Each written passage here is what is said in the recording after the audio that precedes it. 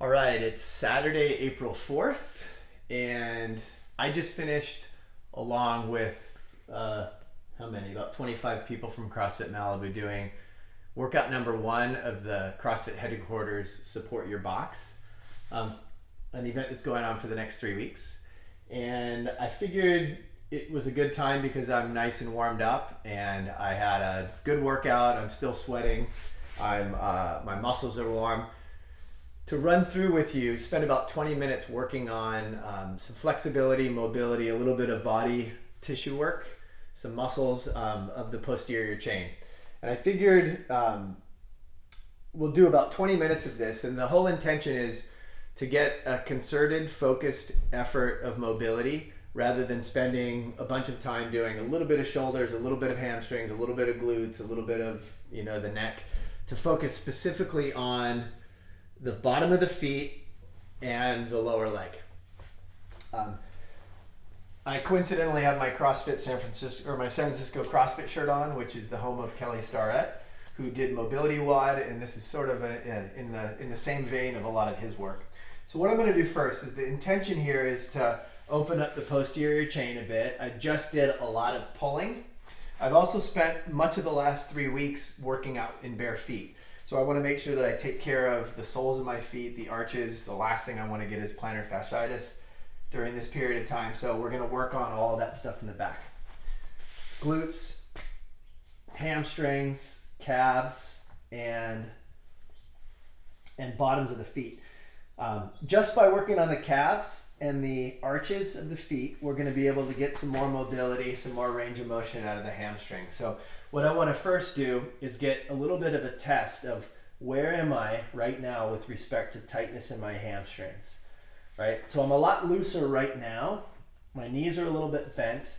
I can, with a forward bend, I can get my palms of my hands to the ground, and then I'm going to try and straighten my knees, and I can't quite get the palms on the ground. I can get all my fingers in a forward bend. And I'm just going to take a little bit of a pre-test to figure out where I'm at and see if the work that I do over the next, I've got the clock on, over the next 17 and a half minutes makes some difference in the hamstrings. And the difference in this video compared to some of the other videos that you might see that work on mobility is we're actually going to go through the entire session right here. So by the time that you finish watching the video, you're done. You don't have to go back through it another 2 times. I'm not going to give you sort of ideas of what to do on your own, but we're going to do this right here together. And I'm starting right now just by giving myself a thumb massage of both feet. I'm just finding little trigger points, just squeezing tightly with my thumbs. Another way to do this is to take one of these massagers. You can use any one of the athletic ones that are out right now, but this one's a Brookstone. So I can go through the bottom of my feet, just kind of waking up the muscles, getting some circulation. If you don't have one of these, clearly, maybe you want to buy one. Some trigger point therapy stuff. What is the name of the little hammer one that Jordan just recently brought to the gym? But there's a lot of different massagers like this that help with that. If you don't have one of those, most of you don't, just take your thumbs and massage through the calves, through the soleus muscle, the muscle in the lower end of the lower leg, and then all the way into the Achilles tendon. You can spend 15 or 20 minutes just doing this kind of cross friction massage on the lower end of the Achilles, right? If you've done or if you've done some workouts with sprinting, like we did on Monday, a 4x400 meter sprint. If you've been working on double unders, right, a movement that's based in skill, but has a lot of cardiovascular endurance and muscular endurance and stamina, you can really put a beating on the calves and the soles of your feet. A couple of friends that have recently either started training for a half marathon, right, Becca? Or another friend, Kurt, who went from no running over 2 years to doing 15 miles in a week, and then the next week did 26 miles. That's too much increase in too little time. So here's a good way to kind of warm up and take care of that stuff. So I'm just warming up all the tissue, the muscles in the calves, in the bottom of the feet. the fact that I just did a 1 hour class and a 10-minute workout helps because I already have circulation going on. And again, this is 20 dedicated minutes of just the lower limb, right? We are on day 19, essentially, of the closed gym. And I'm not going to say that anyone has a lot of extra time at home because I feel like I don't have much extra time. It's still, I've been filling my days with a lot of work at the gym, getting ready for the video classes. Now I'm taking my thumbs and I'm going down along this strip of muscle on the outside edge. You might not even know that that muscle is there unless you do a sprint workout. If you have someone to do this for you, you might break out some coconut oil and have them do this. Along this is the tibialis anterior muscle. And if you did that sprint workout on Monday, you might be sore still through here, right? This is the outside edge of the tibia. This is sometimes the site of some lateral shin splints. The theory there is that there's some tendonitis of the connective tissue between the muscle and the bone. So I'll spend a little bit of time on each one of these. This is not easy on the thumbs. Right. And we can go along that same medial aspect, right? The inside edge of that groove where the muscle of the soleus meets the bone. And you might find even more tenderness there. That is the primary site of shin splints. Again, potentially, we still don't have definitive proof of that, but the tendonitis of that muscle, where the tendon meets the bone. Okay, so I've just spent 5 minutes massaging my calves. This is really what I wanted to do to get into YouTube, right? Is to get a 5-minute self calf massage and see how many subscribers I get. Okay, so now once we've got a little bit of that going, I'm going to get into downward facing dog and get some active, right? What I just did was a passive massage, sort of trigger point. And I'm just lengthening the arch, right? The arch is lengthened when the toes are pushed into dorsiflexion, also called extension, right? And then I pedal out the calves just to get a little bit more blood flow there. So it will be helpful if you have a foam roller and a lacrosse ball. The foam roller, let's go on to that right now. If you do have a foam roller, right, just go through the calves lengthwise. I like to get a lengthwise roll,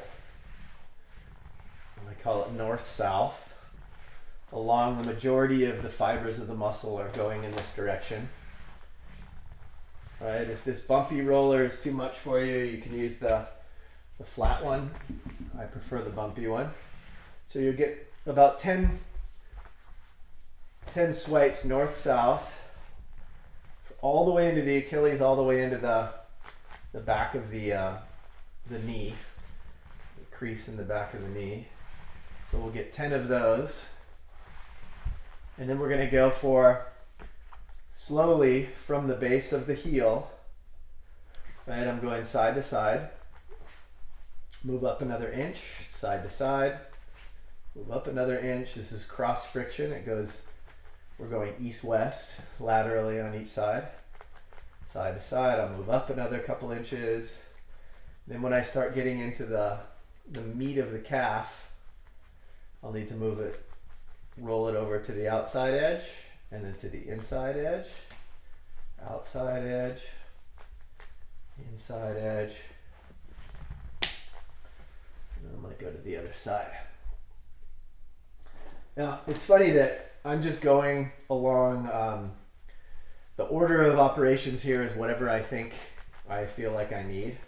I actually was intending to start with the soles of the feet and the lacrosse ball, but since I'm up here in the calves, I'm going to finish this off before going back into the feet. So really, I'm spending like 8 to 10 minutes just getting some general like massage. It's like when you go in for a massage, the therapist typically doesn't take the thumbs and go directly into that single point in the shoulder or the neck that has the problem. Sort of just getting a general overview of the entire area, and then later on zeroing in. So I've got that. Let's see. What I want to do next is I want to sit on my feet, sit on my heels with the toes tucked under. And for many people, that puts enough strain on the Achilles tendon that's a good stretch. You can see this longitudinal arch that actually pokes out there, the tendon that's attached to that muscle. So I can just put some pressure on that, and I feel a nice stretch in my the arch of my feet. Okay, and then what I'm going to do is tuck the toes under. Right, so that was a stretch for the posterior chain, and now this is a stretch for the anterior, the front side of the shin. I'm going to sit on my heels and open up that fleshy piece on the front of the shin. I'll lean back a little bit. And this is also a passive stretch of the ankles, right? If you can think about the angle of my ankle here is basically roughly straight, right? And now I'm going to come back up on it and move it in that direction, right? It's gone from completely open to being pressed all the way into flexion. So just some good ankle mobility positions. I'll go back and forth. Right, even these, right, as I press down into sort of a squat, I can really feel some tension in my calves. And then back over a couple times. Over and back. So one of the reasons to do this video, to focus specifically on just the feet and the calves, is because so often when we're foam rolling, at least when I'm doing it, I start in a given location that needs the work, and I get a little bit absent-minded, and then all of a sudden I find myself intending to do the calves, and then I'm doing some shoulder work. So if you continue following along with this, you'll get in some very specific work on these parts of the body. So now I'm going to take out my lacrosse ball and just put a little bit of weight on it. Notice that I'm bracing myself, holding on, like I'm not standing with all 157 pounds of my body weight on this lacrosse ball, but first I'll start there. I'll put some body weight and then release, body weight, release. For some of you that have tender soles, S-O-L-E-S, this might be too much pressure, but that's the idea, is you're just going to try and warm up the feet, right? A little pressure, and then release and roll. Pressure, release, roll another ½ inch. And I can feel that equally along the medial and lateral arches of the feet. Now what I'll do next is I'm going to put the foot down and just continue rolling back and forth. This is the long, right, up and down through the middle of the foot. And I'm just varying. Now I'm going to go even more medial. See that I tuck the knee down and in, and continue rolling along the edge of the foot, and then gradually moving out to the, first I was going here, and then gradually moving around to the outside edge. And then finally what I'm going to do on this foot is I'm going to find this spot right here, just at the front base of the heel, where all of the tendons insert, and I'm going to put some pressure on it, right? Literally, you could put so much pressure on this with all your body weight that it could make you a little nauseous. And if you start to feel that, you're pushing too hard. But I'm going to find that spot and I'm going to hold for a full minute. Just kind of breathing through the tension. I'll move it around a little bit because as I hold the pressure, sort of I can feel the muscle relax into that pressure. I can move around to find little pieces of tension along the bottom of the foot. Again, I'd say out of the last, 19 days, 14 or 15 of the workouts have been barefoot. And I think that's really good for the muscles in the feet to have that stress, that positive stress of needing to support the body, supporting the entire skeleton and whatever load you're bearing. I tend to wear very, Chuck Taylor's, right? I tend to wear very flat, archless shoes anyway. But for those of you that really rely on the supports of your shoes, going barefoot in the house all day is it's hard on the body. That was about a minute or so on that foot. A total of about 3 minutes on that foot. So I'm going to start by going through all the medial out to lateral arch of the foot, just rolling through. Again, like a massage therapist doesn't just get right into the spot and press, because that can cause the muscle to tighten up. The exact opposite of what we want. We want to result in something being a little looser, a little more flexible, a little more relaxed. So again, I'm going to go along that medial arch. Whoo! Putting some pressure. I find a little bit of tension and I'm going to hold it right there. And just breathe through the pressure. A couple of breaths.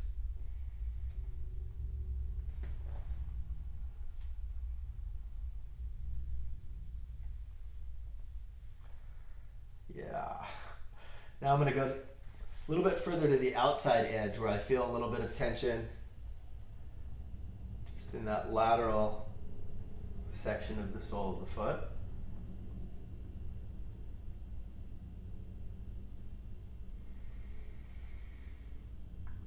Again, some long, slow breaths in and easy, controlled breaths out to help trigger that relaxation in the whole body, but also specifically into that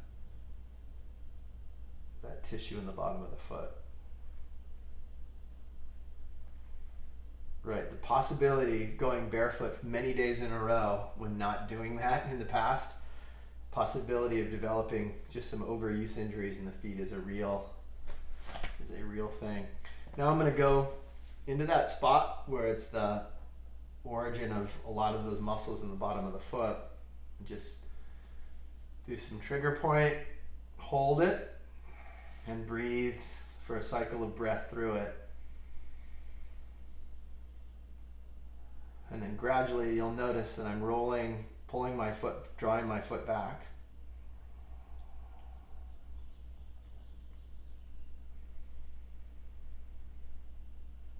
For those of you that have never done this,